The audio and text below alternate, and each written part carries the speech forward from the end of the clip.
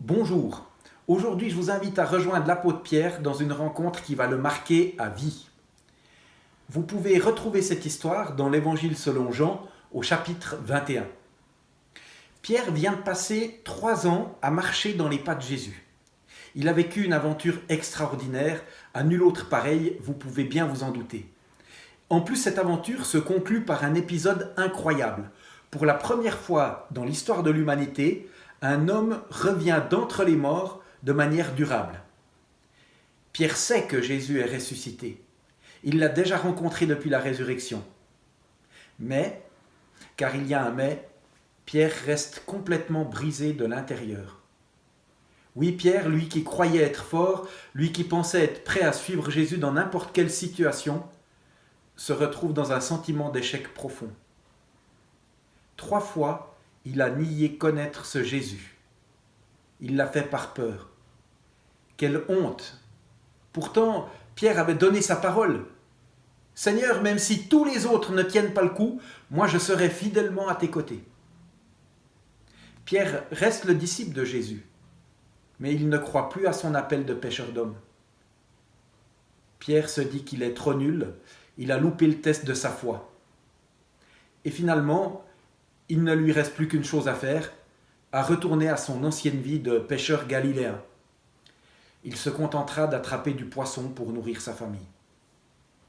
Et voici donc notre Pierre à nouveau dans son bateau pour trouver du poisson. Mais pas de bol, même ça, il ne sait plus le faire. Le texte biblique nous dit, Simon-Pierre leur dit, je m'en vais pêcher. Ils lui disent, nous allons aussi avec toi. Ils sortirent et montèrent dans la barque, et cette nuit-là, ils ne prirent rien. Même pas capable de prendre du poisson. Quelle misère! Et c'est là que Jésus choisit de rejoindre notre ami, en plein cœur de son échec. La manière dont Jésus le rejoint est extraordinaire, pour lui transmettre un message qui va aller au-delà des paroles. Mais voici le message que Jésus veut transmettre. Tu sais, Pierre, mon amour pour toi n'a pas changé d'1 millimètre. Et Pierre, une deuxième chose que j'aimerais te dire, c'est que je crois toujours à ton appel de pêcheur d'hommes. Pierre, mon projet pour toi reste le même. Pour faire passer ce message, Jésus va faire 2 choses. La première chose, il va reproduire le miracle initial de l'appel de Pierre. Souvenez-vous, vous pouvez retrouver cette histoire dans l'Évangile selon Luc au chapitre 5. Déjà une fois, Pierre n'avait rien attrapé et Jésus lui avait donné une pêche miraculeuse. Cet événement avait été tellement fort que Pierre avait pris peur. « Seigneur, éloigne-toi de moi car je suis un homme pécheur. » Mais Jésus ne se contente pas de reproduire le miracle, il va le faire en mieux. La première fois dans l'Évangile selon Luc, on voit que les filets se rompaient. Et cette fois, malgré le fait qu'il y a 153 grands poissons dans le filet, les filets vont tenir le coup. On va même pouvoir compter les poissons. Quand Dieu vient vers toi, quand Jésus vient vers toi pour te restaurer, ce n'est pas pour te restaurer à l'identique, c'est pour te restaurer encore mieux. Certains d'entre vous connaissent peut-être ce chant suisse « Là-haut sur la montagne ». Je vais le chanter un petit coup, ça va vous faire peur. Là-haut sur la montagne, l'était un vieux chalet. Et l'histoire de ce chalet, dans cette chanson, c'est que le chalet brûle.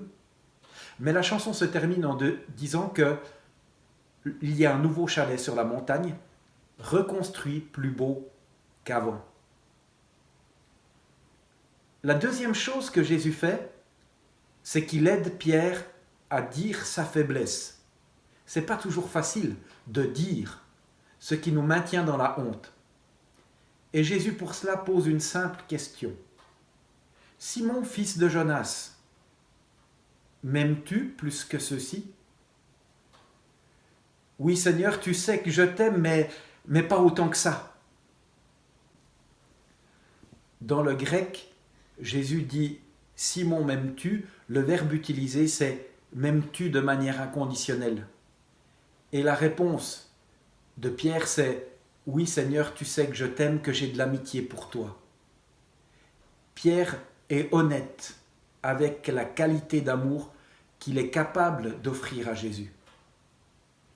Et Jésus de répondre à la réponse de Pierre « Nourris mes agneaux, prends soin de mon troupeau, mon appel pour toi ne change pas. » Et Jésus continue « Simon, fils de Jonas, m'aimes-tu ?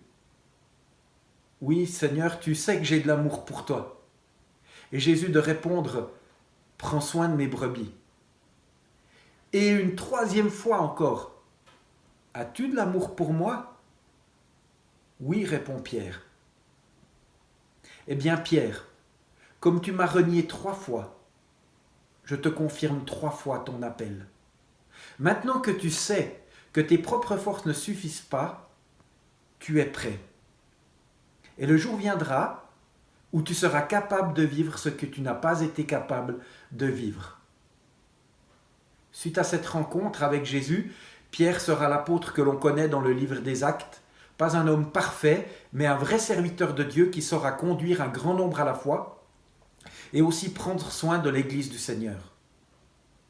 Et à la fin de son parcours, il ne reniera pas Jésus. Comme Pierre, sous la pression, s'est comporté de la manière inverse à ce qu'il souhaitait, la situation que nous vivons aujourd'hui avec ces incertitudes peut agir en révélateur de la faiblesse de notre foi et de notre amour pour le Seigneur ou pour les autres. Comme Pierre, laissons-nous rejoindre par Jésus et n'ayons pas peur de l'accueillir, même au cœur de nos échecs, même si nous sommes tentés de nous cacher dans notre honte. J'aimerais te laisser avec cette question. Crois-tu toujours à l'appel que Dieu a déposé sur ta vie ? Et vas-tu rester terrassé par tes échecs et tes faiblesses ou te laisser relever et te tenir debout ? J'aimerais aussi vous inviter à cette prière. Seigneur, je reconnais que mes propres forces ne suffisent pas à te suivre. Pardonne mes échecs et rencontre-moi comme Pierre, de telle manière que je puisse croire à ton amour comme jamais auparavant. Je vous souhaite à tous une très belle journée. Au plaisir de vous retrouver.